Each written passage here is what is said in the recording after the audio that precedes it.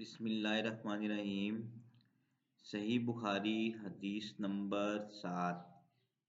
صحیح بخاری حدیث نمبر 7۔ ہرقل شاہ روم نے ان کے پاس قریش کے قافلے میں ایک آدمی بلانے کو بھیجا، اور اس وقت یہ لوگ تجارت کے لیے ملک شام گئے ہوئے تھے، اور یہ وہ زمانہ تھا جب رسول اللہ صلی اللہ علیہ وآلہ وسلم نے قریش اور ابو سفیان سے ایک وقتی عہد کیا ہوا تھا۔ جب ابو سفیان اور دوسرے لوگ ہرقل کے پاس ایلیا پہنچے جہاں ہرقل نے دربار طلب کیا تھا، ابھی مکہ فتح نہیں ہوا تھا، اس کے گرد روم کے بڑے بڑے لوگ، علماء، وزراء، امراء بیٹھے ہوئے تھے۔ ہرقل نے ان کو اور اپنے ترجمان کو بلوایا، پھر ان سے پوچھا کہ تم میں سے کون شخص مدعی رسالت کا زیادہ قریبی عزیز ہے؟ ابو سفیان کہتے ہیں کہ میں بول اٹھا کہ میں اس کا سب سے زیادہ قریبی رشتہ دار ہوں۔ یہ سن کر ہرقل نے حکم دیا کہ اس کو ابو سفیان کو یعنی کہ ابو سفیان کو میرے قریب لا کر بٹھاؤ اور اس کے ساتھیوں کو اس کی پیٹھ کے پیچھے بٹھا دو۔ پھر اپنے ترجمان سے کہا کہ ان لوگوں سے کہہ دو کہ میں ابو سفیان سے اس شخص کے یعنی محمد صلی اللہ علیہ وآلہ وسلم کے حالات پوچھتا ہوں۔ اگر یہ مجھ سے کسی بات میں جھوٹ بول دے تو تم اس کا جھوٹ ظاہر کر دینا۔ ابو سفیان کا قول ہے کہ خدا کی قسم اگر مجھے یہ غیرت نہ آتی کہ یہ لوگ مجھ کو جھٹلائیں گے تو میں آپ صلی اللہ علیہ وآلہ وسلم کی نسبت ضرور غلط گوئی سے کام لیتا۔ خیر، پہلی بات جو ہرقل نے مجھ سے پوچھی وہ یہ کہ اس شخص کا خاندان تم لوگوں میں کیسا ہے؟ میں نے کہا وہ تو بڑے اونچے عالی نسب والے ہیں۔ کہنے لگا اس سے پہلے بھی کسی نے تم لوگوں میں ایسی بات کہی تھی؟ میں نے کہا نہیں۔ کہنے لگا اچھا اس کے بڑوں میں کوئی بادشاہ ہوا ہے؟ میں نے کہا نہیں۔ پھر اس نے کہا بڑے لوگوں نے اس کی پیروی اختیار کی ہے یا کمزوری نے؟ میں نے کہا نہیں، کمزوروں نے، یعنی کہ بڑے لوگوں نے اس کی پیروی اختیار کی ہے یا کمزوروں نے؟ میں نے کہا نہیں، کمزوروں نے۔ پھر کہنے لگا اس کے تابع دار روز بڑھتے جاتے ہیں یا کوئی ساتھی پھر بھی جاتا ہے؟ میں نے کہا نہیں۔ کہنے لگا کہ کیا اپنے اس دعوے نبوت سے پہلے کبھی کسی بھی موقع پر اس نے جھوٹ بولا؟ میں نے کہا نہیں۔ اور اب ہماری اس سے صلح کی ایک مقررہ مدت ٹھہری ہوئی ہے، معلوم نہیں وہ اس میں کیا کرنے والا ہے۔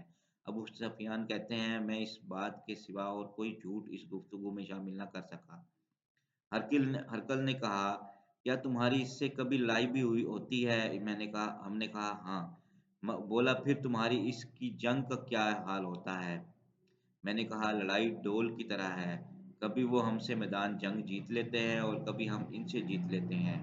ہرقل نے پوچھا وہ تمہیں کس بات کا حکم دیتا ہے؟ میں نے کہا وہ کہتا ہے کہ صرف ایک اللہ ہی کی عبادت کرو، اس کا کسی کو شریک نہ بناؤ اور اپنے باپ دادا کی شرک کی باتیں چھوڑ دو۔ وہ ہمیں نماز پڑھنے، سچ بولنے، پرہیزگاری اور صلہ رحمی کا حکم دیتا ہے۔ یہ سب سن کر پھر ہرقل نے اپنے ترجمان سے کہا کہ ابو سفیان سے کہہ دے کہ میں نے تم سے اس کا نسب پوچھا تو تم نے کہا کہ وہ ہم میں عالی نسب ہے، اور پیغمبر اپنی قوم میں اپنے میں عالی نسب ہی بھیجے جایا کرتے ہیں۔ میں نے تم سے پوچھا کہ دعویٰ نبوت کی یہ بات تمہارے اندر اس سے پہلے کسی اور نے بھی کہی تھی تو تم نے جواب دیا کہ نہیں۔ تب میں نے اپنے دل میں کہا کہ اگر یہ بات اس سے پہلے کسی نے کہی ہوتی تو میں سمجھتا کہ اس شخص نے بھی اسی بات کی تقلید کی ہے جو پہلے کہی جا چکی ہے۔ میں نے تم سے پوچھا کہ اس کے بڑوں میں کوئی بادشاہ بھی گزرا ہے؟ تم نے کہا کہ نہیں۔ میں نے دل میں کہا کہ ان کے بزرگوں میں سے کوئی بادشاہ ہوا ہوگا تو کہہ دوں گا کہ وہ شخص اس بہانہ اپنے آباء و اجداد کی بادشاہت اور ان کا ملک دوبارہ حاصل کرنا چاہتا ہے۔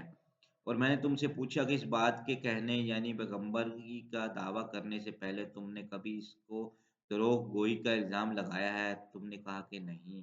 تو میں نے سمجھ لیا کہ جو شخص آدمیوں کے ساتھ دروغ گوئی سے بچے وہ اللہ کے بارے میں کیسے جھوٹ بات کہہ سکتا ہے؟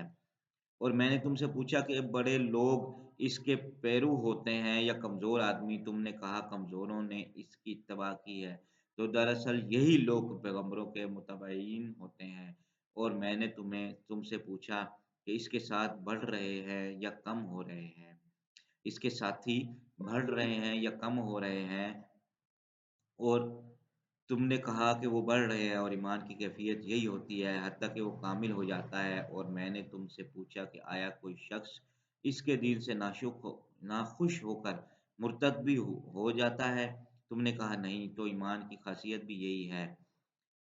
جن کے دلوں میں اس کی مسرت رچ بس جائے وہ اس سے لوٹا نہیں کرتے۔ اور میں نے تم سے پوچھا کہ آیا وہ کبھی عہد شکنی کرتے ہیں؟ تم نے کہا نہیں، پیغمبروں کا یہی حال ہوتا ہے، وہ عہد کی خلاف ورزی نہیں کرتے۔ اور میں نے تم سے کہا کہ وہ تم سے کس چیز کے لیے کہتے ہیں؟ تم نے کہا کہ وہ ہمیں حکم دیتے ہیں کہ اللہ کی عبادت کرو، اس کے ساتھ کسی کو شریک نہ ٹھہراؤ، اور تمہیں بتوں کی پرستش سے روکتے ہیں، سچ بولنے اور پرہیزگاری کا حکم دیتے ہیں۔ لہذا اگر یہ باتیں تم کہہ رہے ہو سچ ہیں تو عنقریب وہ اس جگہ کا مالک ہو جائے گا کہ جہاں میرے یہ دونوں پاؤں ہیں۔ مجھے معلوم تھا کہ وہ پیغمبر آنے والا ہے، مگر مجھے یہ معلوم نہیں تھا کہ وہ تمہارے اندر ہوگا۔ اگر میں جانتا کہ اس تک پہنچ سکوں گا تو اس سے ملنے کی ہر تکلیف گوارا کرتا۔ اگر میں اس کے پاس ہوتا تو اس کے پاؤں دھوتا۔ ہرقل نے رسول اللہ صلی اللہ علیہ وسلم کا وہ خط منگوایا جو آپ نے دہیہ کلبی رضی اللہ عنہ کے ذریعے حاکم بصرہ کے پاس بھیجا تھا، اور اس نے وہ ہرقل کے پاس بھیج دیا تھا۔ پھر اس کو پڑھا تو اس میں لکھا تھا، اللہ کے نام کے ساتھ جو نہایت مہربان اور رحم والا ہے۔ اللہ کے بندے اور اس کے پیغمبر محمد صلی اللہ علیہ وآلہ وسلم کی طرف سے یہ خط ہے شاہ روم کے لیے۔ اس شخص پر سلام ہو جو ہدایت کی پیروی کرے۔ اس کے بعد میں آپ کے سامنے دعوت اسلام پیش کرتا ہوں۔ اگر آپ اسلام لے آئیں تو دین و دنیا میں سلامتی نصیب ہوگی، اللہ آپ کو دوہرا ثواب دے گا، اور اگر آپ میری دعوت سے روگردانی کریں گے تو آپ کی رعایا کا گناہ بھی آپ ہی پر ہوگا۔ اے اہل کتاب، ایک ایسی بات پر آ جاؤ جو ہمارے اور تمہارے درمیان یکساں ہے، وہ یہ کہ ہم اللہ کے سوا کسی کی عبادت نہ کریں گے اور کسی کو اس کا شریک نہ ٹھہرائیں گے، اور نہ ہم میں سے کوئی کسی کو خدا کے سوا اپنا رب بنائے۔ پھر اگر وہ اہل کتاب اس بات سے منہ پھیر لیں تو مسلمانوں، تم ان سے کہہ دو کہ تم مانو یا نہ مانو، ہم تو ایک خدا کے اطاعت گزار ہیں۔ ابو سفیان کہتے ہیں، جب ہرقل نے جو کچھ کہنا تھا کہہ دیا اور خط پڑھ کر فارغ ہوا تو اس کے ارد گرد بہت شور و غوغا غوغا ہوا بہت شور و غوغا ہوا، بہت سی آوازیں اٹھیں اور ہمیں باہر نکال دیا گیا۔ تب میں نے اپنے ساتھیوں سے کہا کہ ابو کبشہ کے بیٹے حضرت صلی اللہ علیہ وسلم کا معاملہ تو بہت بڑھ گیا، دیکھو تو اس سے بنی اصغفر روم کا بادشاہ بھی ڈرتا ہے۔ مجھے اس وقت سے اس بات کا یقین ہو گیا کہ حضور صلی اللہ علیہ وسلم عنقریب غالب ہو کر رہیں گے، حتیٰ کہ اللہ نے مجھے مسلمان کر دیا۔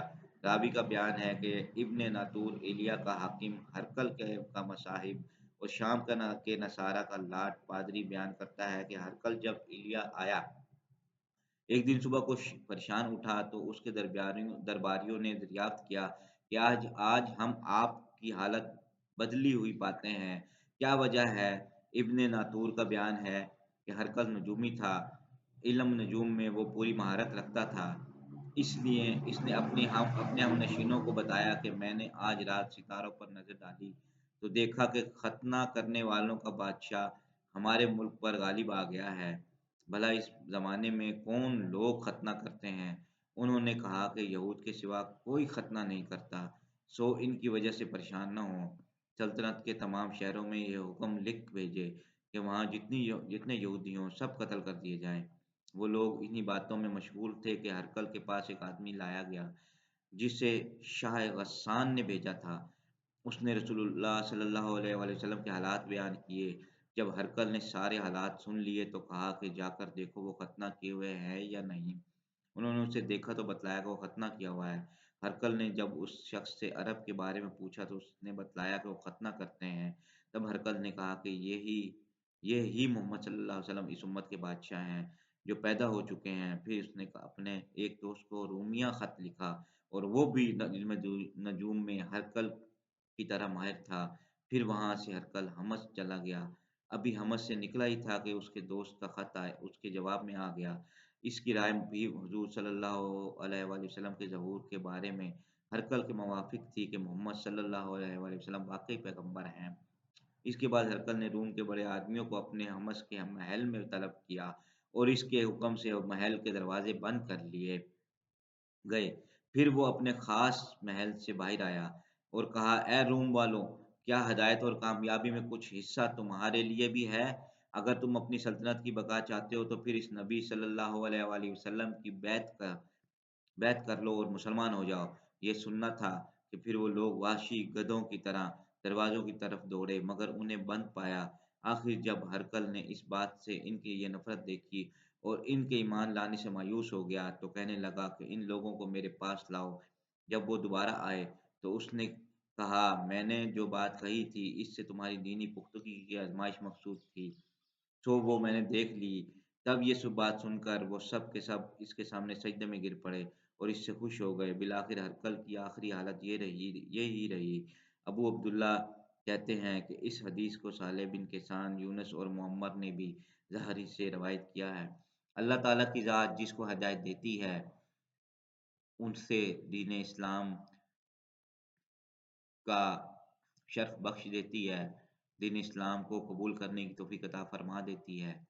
حضرت ابو طالب کا بھی جو ہے معاملہ آپ کے سامنے ہے کہ اللہ کے نبی ڈائریکٹ، حالانکہ ان کے وہ سگے چچا تھے حضرت ابو طالب اللہ کے نبی کے، حضرت محمد صلی اللہ علیہ وسلم کے، اور انہوں نے آخری وقت تک سمجھ لے منت کی ان کی، لیکن وہ پھر بھی اسلام قبول نہ کیا۔